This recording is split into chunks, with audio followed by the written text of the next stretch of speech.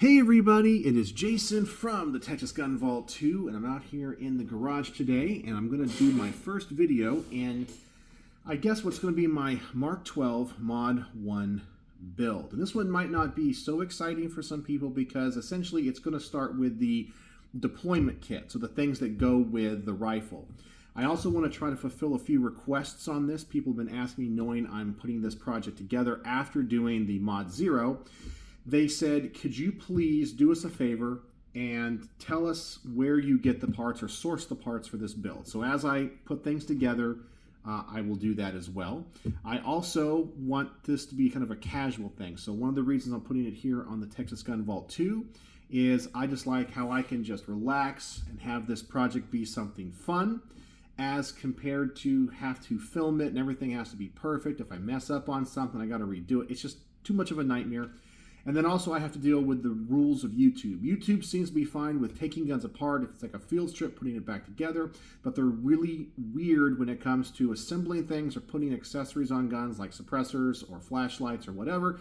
Right now they say it's okay, but that can change at any time, and that goes back to my old channel that I lost that I had 42,000 or 45,000 subscribers on, because in one day I got like 6 strikes because I had old videos that were 6 or 7 years old where I screwed on a suppressor. And oh my gosh, that's gun modification. So as we go through this build, I may do a few things off camera or kind of do it. Maybe I'll put something up here when I'm working on the vise, and then I'll show you what the final product is, and I'll show you what I'm going to do before I do it. But today we're going to start with the deployment kit.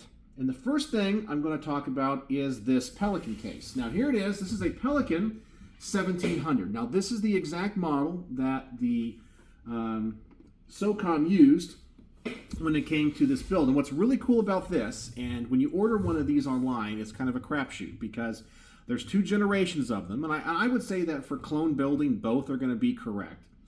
But there's an older case, a Gen 1 case, and a Gen 2 case. And the Gen 2 cases have a different handle. The wheels are separated a little bit further for more stability, but the internal dimensions are the same. The external ones are a little bit different because of the wheels, but it's essentially the same case. A lot of times when you go online, if you go on like eBay or Amazon or whatever, and you find a case like this, you'll see a picture of the Gen 1, but when you actually get it, it's going to be a Gen 2. And that's what happened with my Mod 0 build. But this one, I rolled the dice, and I actually got a Gen 1, which is really cool. So this is the actual like Gen 1 Pelican 1700 case, which is really cool because they have not made these since 2018.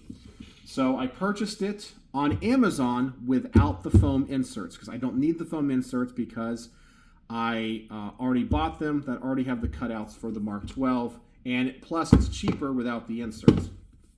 So we're going to start by opening the case here, and we're going to now get the foam. So let me get the foam here. It came from, in case you're wondering, Onyx Arms. Now there's a couple of companies that I found that have this foam insert, and there's 2 different materials that I can see. This one looks more like the originals, which is more of a kind of a softer foam. It's a little bit more squishy. And then there's another company that offers one where it's like more of like a harder packing foam. But this one was the one that looked right to me. And let's see here. We're going to put this in the case right. All right, so the upper receiver goes here, lower receiver goes here. This one seems to be cut out just a little bit different than my other one. So I think this one might have been designed for the Mod 1 with the telescoping stock. But I'm going to go with an A2 stock on mine. I got the bipod, magazine, suppressor goes here, and the cleaning kit. Now, sometimes when it comes to the bottom of the case, the foam just simply slides in and it's nice and tight, which was the case in my other case. All right, so that's going in nice and tight, so I don't need to use any adhesives or anything like that. Okay, so then we have the top, and the top is going to have, you have the sling right here. This right here is going to be for the cleaning rod, and then you have the bore guide. And on my other case, the foam was kind of loose and I had to use an adhesive. But this one looks like it's going to be cut absolutely perfect. So this foam is obviously designed for the Gen 1 case. That's what I got, and that should not fall out at all. Now, in case you do have to insert the foam, and have an adhesive, I recommend using the 3M double-sided tape. This comes in squares and dots, and this won't damage the foam and it won't damage the case. But if you have a Gen 2 case and get this foam insert, you're going to have to use this, because that's what I did on my other one, just because I guess the case dimensions might be a little bit bigger because of those wheel differences. But it's essentially the same model, it's just upgraded. But this is the Gen 1, which I absolutely love. So let's go through a few things here. We're going to first put on, and this is not going to be a clone correct thing, but I did buy a United States Special Operations Command kind of sticker. I put this on my other one as well. And I have a subscriber that hopefully is going to be making me a sticker based off of the real logo that they used to put on these, which was a piece of paper that they put in a sheet protector. But we'll see how that goes. But I'm going to put this logo, the sticker, on the case first. And then we'll get to the rest of the deployment kit. So, something that was kind of weird when I ordered this case as well, because my other one came in a box. I assumed this one was going to come in a box, and I just said I got this off of Amazon. Is this one didn't come with a box. I got home, and it was already out of a box. I'm like, oh my gosh, who took it out of the box? And it turned out it was just shipped without a box. So I'm glad that FedEx, who delivered it, did not damage the case. All right, so let me center this up here. I think that looks pretty good. Not perfect. And yes, I am like super OCD when it comes to this. It's still not right.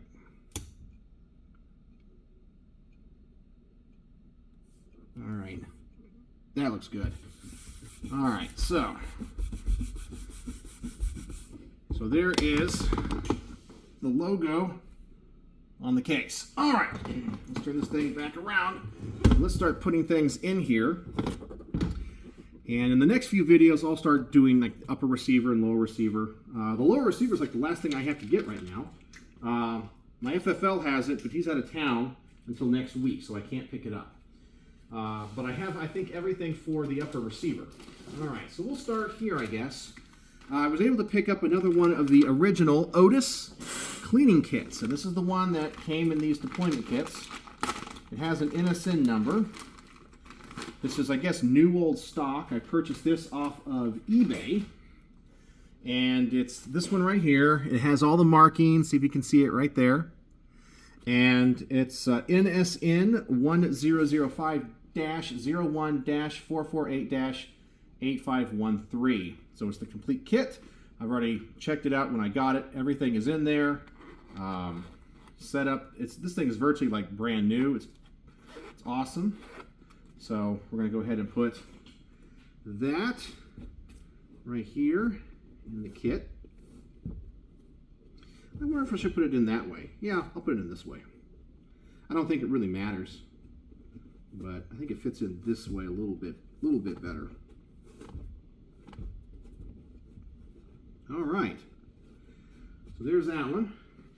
Next up, I'm going to put in the magazines, because there's a spot for the magazines. Now, there are technically no clone correct magazines except ones that were GI. Now, the ones that I understand that were used were 20-round magazines, which is what this case is designed for. And the two companies that were making magazines at the time, now they could use Magpul PMags or other things, but typically the military likes to issue aluminum mags, and the two companies were OK Industries and Colt. Now, essentially, OK Industries makes Colt mags. They just label them as Colt. And I picked up a Colt magazine at a gun show because you can't get these right now. Like, nobody makes them. So if you find one, their older manufacturer stopped in like 2021. And as far as I know, OK Industries doesn't make magazines anymore. But I got these through Charlie's Custom Clones. And despite their reputation of being very expensive, these were actually pretty affordable at like $20 or $25 a piece. So the case takes 3 of them. So we'll put that in here. And I'll put the Colt one on top. That's a more special one. All right. Next up, let's see what we got. We got the Mark 12 bore guide right there. And this is made by Modern Arms Resources, which is modernarmresources.com. But I purchased this through Onyx Arms. And this is supposed to be a clone correct bore guide from the era. Now, I guess if you wanted to do this deployment kit and you couldn't find one of these, I guess you could use any bore guide that kind of looks a close. But this is the way it's supposed to come with all the correct markings on it. It has a little number here. So there's the bore guide. And that goes up here in the top of the case. Right there. All right, there it goes. Okay. So now that's where it's supposed to be. All right, next up, let's take a look at the cleaning rod. Now the cleaning rods, oops, I thought I was about to drop it. The cleaning rods are made by a company called Dewey, and they still make cleaning rods. You can still buy them. You can buy them at a lot of places. The specific model that goes in this kit is, I think it's right here. Maybe I'm wrong. It's on one of these things. It is the Dewey cleaning rod 30-inch 22 to 26. So I think the model is the Dewey 22C30. Now, most places will sell Dewey cleaning rods. They'll be longer than 30 inches because most people that use these use them on longer barrels, and having to put them into a deployment kit doesn't matter. So they're longer. But the one that the Mark 12 came with and fits in this case is the 30-inch one. So that's what we have here. And these are made in Connecticut. Southbury, Connecticut.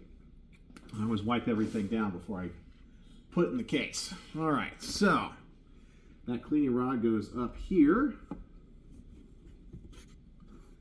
And this foam is really stiff when it's brand new.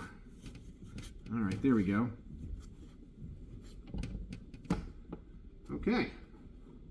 Now, I guess technically any cleaning rod, I mean, if you don't care about being clone correct, that will work. But Dewey's are the original, and I think I purchased this one through, I think it was Midway USA, but Charlie's Custom Clones sells them as well.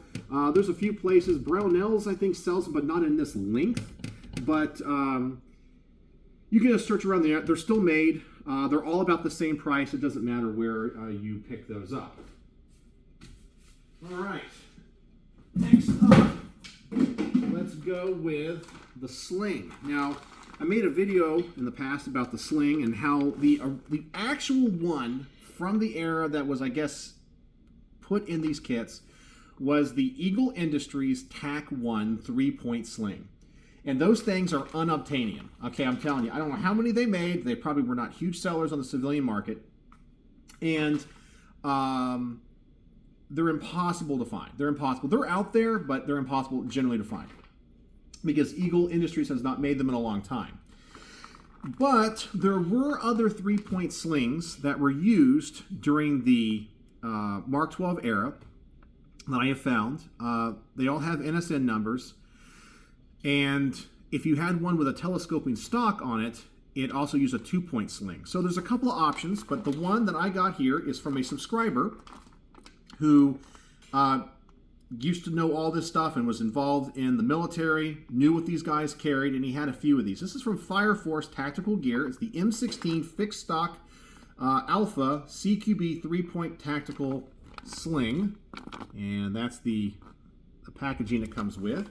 In case you're wondering, I think the NSN number is on this. Yes, NSN number is 1005-01-562-9457, and the cage code is 39EH3. So if you care about that stuff, that is what that is.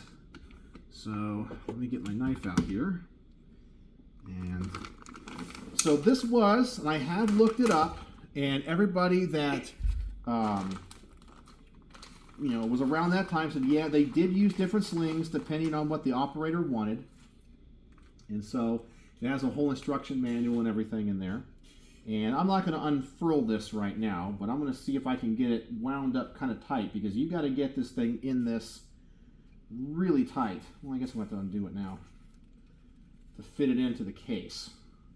And every time I see the original Eagle Industries one, they got to be wound up real tight to fit in this deployment kit. So thank you, Manuel, who helped me get this. And I may have to redo this again. Yeah, I got to get this thing tight. This is a real tricky thing to get here.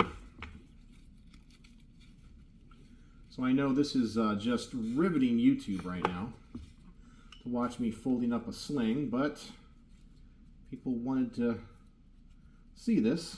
Let's see, maybe I should go, how can I get this tighter? I could go this way.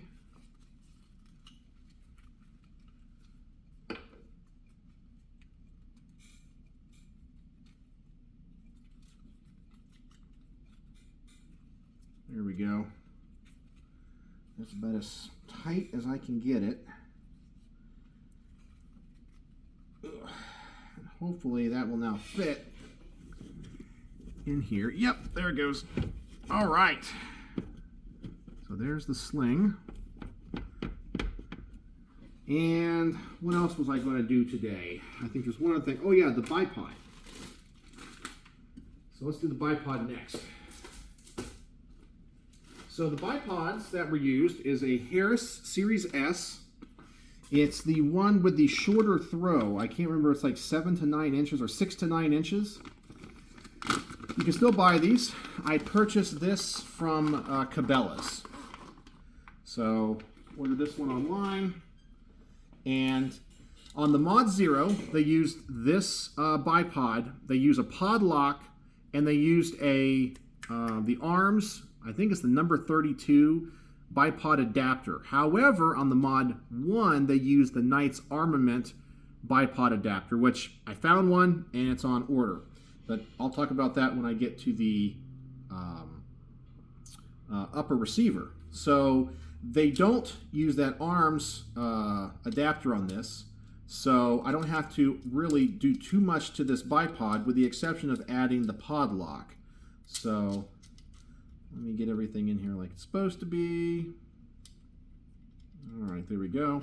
And then the pod lock is this little device right here. I think I bought this thing from Brownells. You can sometimes find them on Amazon. They essentially just replace the little knob on the back for the adjustment. And if you look at any picture of a Mark 12 being deployed, they got this little knob on it. It's like, I don't know, 10 bucks. It's super, super duper cheap. I gotta remember how to install this thing though. Forgot how to do it.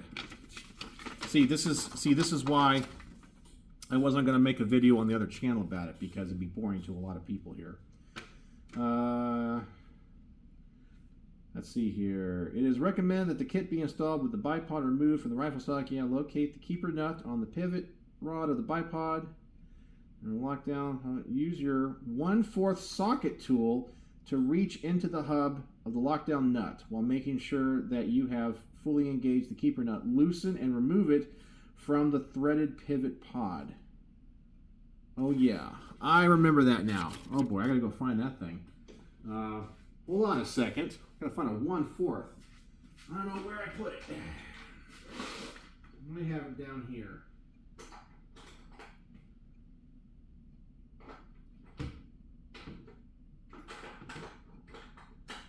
See, more exciting YouTube. All right, so I found the socket.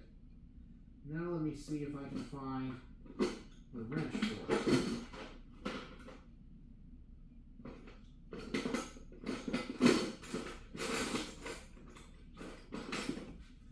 All right, so I found the socket. I think my wrench is over here.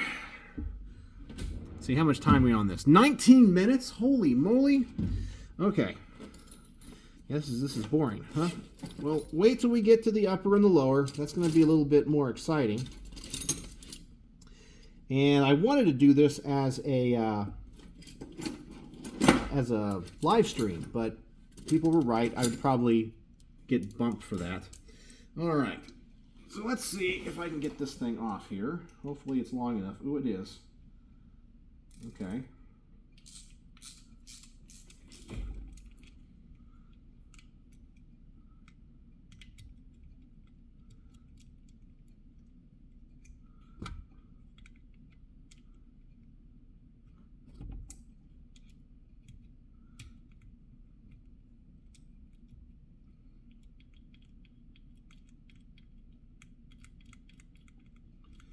All right, is it off? All right, I think it's coming off.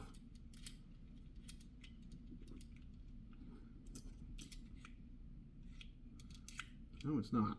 Oh. Okay, there's the knob. I know this pin is really important in here. All right. Oh yeah, so there's that pin that goes through that. Okie doke. Okay, so let's put that back in there.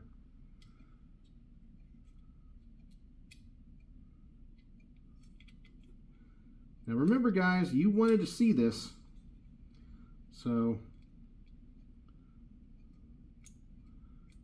oh man.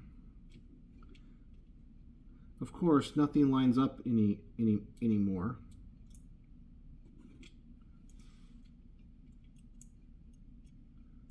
All right, well, maybe I'll take this out and see what I gotta do next. It might help me put it in later. All right, before removing the neural lockdown nut, remove the neural lockdown nut. This nut is threaded into the same piece as the keeper nut. Does not require tools to remove because the end of the pivot rod is staked at the factory. Unscrewing the neural nut may be more resistant than the last few turns. Okay, it wasn't. And the new generation is a one-piece assembly with a large ring at the bell. Oh, I just screw it on. Okay, that's pretty easy.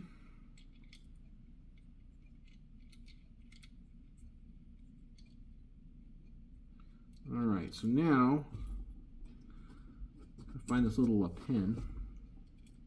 I don't remember doing this before. This being all that difficult, but apparently it was. Okay. Now I got to get everything lined up down here.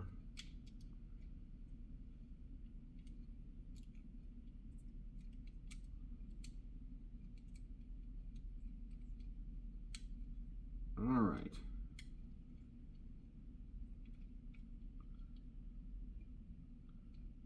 And I think everything's lined up. Yep. All right. So there we go. So I lock that down, and then all I got to do is turn that, and I can rotate the bipod. And there we go. So that is the pod lock. And if I remember correctly, well, let me wipe all this down, get all the factory grease and stuff off of it. And it goes right here. And there we go. That's actually easier than the Mod 1, where I have to put on the ARMS number 32 bipod adapter. So I'll save this nut and put it with the other stuff. And I think, for now, for my first video, I think that is it. Yes. Okay, so I got the bore guide, the cleaning rod, the sling, magazines, bipod, and the cleaning kit. So I think the next thing I'm going to do is either the lower or the upper receiver. So that is it. Let me turn this thing around. And there you go. So we're starting to put this whole project together. Now, as a cloner, getting the whole thing together is important to me. I know some people just care about the gun.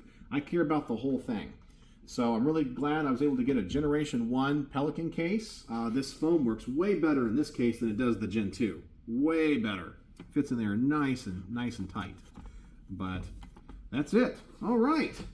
So I guess we are done for this first video. It's been kind of long, but I know people that are dorky and geeky like I am like all this stuff. So I'll come to you in the near future with the second part, where I'll try to probably fumble putting together the upper receiver, and we'll learn as we go, and I'll share with you everything I know and where I got all my parts. All right, so as always, thanks for watching.